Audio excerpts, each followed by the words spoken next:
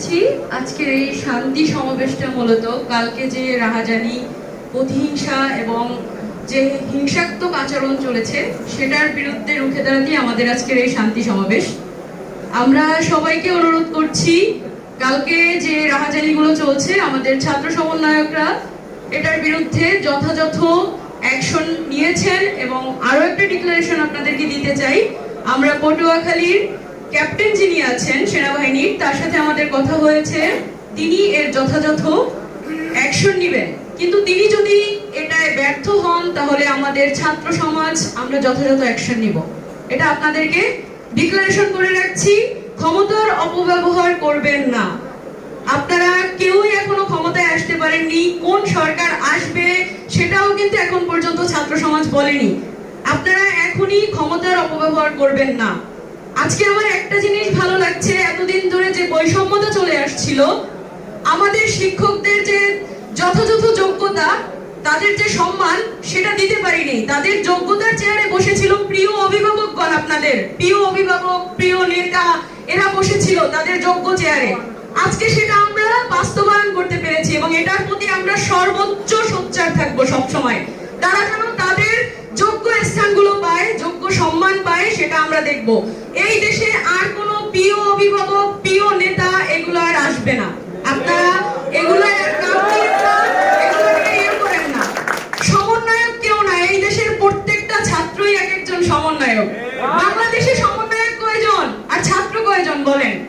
লাখ লাখ কোটি কোটি ছাত্র, এরা কিন্তু সবাই সোচ্চার। আপনারা যদি আবারও ক্ষমতার অপব্যবহার করেন আর যদি এসেও থাকেন পরবর্তীতে ক্ষমতায় যে আসবে সেও যদি ঠিক একই রকম কাজ করেন, স্বৈরাচারিতা করার চেষ্টা করে, আমরা সেটার প্রতি রুখে দাঁড়াবো।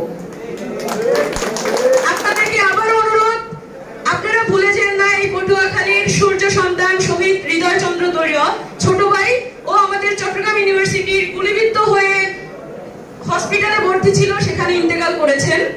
আমরা তার রুহের মাগফিরাত কামনা করি এবং তার কৃতজ্ঞতার্থে আপনারা এই সহিংসতার চালাবেন না। আমরা অসহযোগ আন্দোলনের যখন ডাক দিয়েছিলাম তখন আমাদের প্রতি আমাদের এই সংখ্যালঘু ভাইদের একটাই মেসেজ ছিল, আমরা যে দেশের জন্য লড়তেছি তাহলে আমাদের নিশ্চয়তা কি? এই দেশ যখন স্বাধীন হবে তখন তো অনেক মানুষই আমাদের উপরে চড়াও হবে। আমরা তাদের সাথে অঙ্গীকারবদ্ধ হয়েছিলাম, তাদের উপরে কোনো আঁচ আমরা আসতে দেব না। এটাকে আপনারা মাথায় রাখবেন। আমরা কিন্তু ছাত্র সমাজ সোচ্চার। আপনাদের প্রতি অনুরোধ রইল, আপনারা কোনো ক্ষমতার অপব্যবহার করবেন না। কোনো প্রিয় অভিভাবকের কাছে কোনো ক্ষমতা নাই, তাদের কাছে কোনো কিছু না। আপনারা আমাদের উপকূলের একটা গ্রুপ খুলেছি, আপনারা সেখানে নাম গোপন রেখে আপনারা আপনাদের উপরে হওয়া এই অসহিংসতার কারণ জানাবেন, আমরা যথাযথ অ্যাকশন নিব। এটা আপনাদের প্রতি আমরা অঙ্গীকারবদ্ধ। আগের অনেক কিছু, আরেকটা ছোট ঘটনা বলি। আমার স্কুলেরই শ্রদ্ধেয় শিক্ষক মুজিবুর রহমান স্যার, ওনার দাড়ি রেখা নিয়েও আমার স্কুলের যে সভাপতি ছিলেন, ওনার প্রশ্ন ছিল, উনি ওনাকে প্রশ্নবিদ্ধ করেছিলেন। আমি সেই সময় ভিডিওটা দেখেছিলাম ফেসবুকে, কিন্তু নিজেকে অনেক লজ্জিত লাগতেছিল। এই দেশ সবার, এই দেশে সকল ধর্মের বসবাস হবে, এই দেশে পর্দা থাকবে, পূজা থাকবে, সবকিছু থাকবে, কিন্তু কোনো ব্যক্তি পূজা থাকবে না।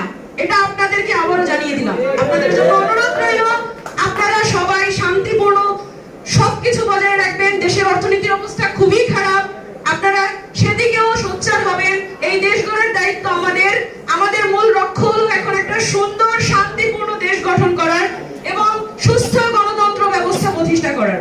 এটার প্রতি আপনারা সোচ্চার থাকবেন, এটাই জানিয়ে দিলাম। আজকে সব থেকে বেশি খারাপ লেগেছে, আমি যখন আসতেছিলাম আলিপুর থেকে, একজন বয়স্ক লোককে তার দোকান অফ করে সেখানে বসে তার কলার ধরা চলতেছে। খুনি হাসিনার যুগে যেটা চলছে, আপনারাও যদি সেটা চালানোর চেষ্টা করেন, আমরা কিন্তু যথাযথ অ্যাকশন নিব। এটা মাথায় রেখেন।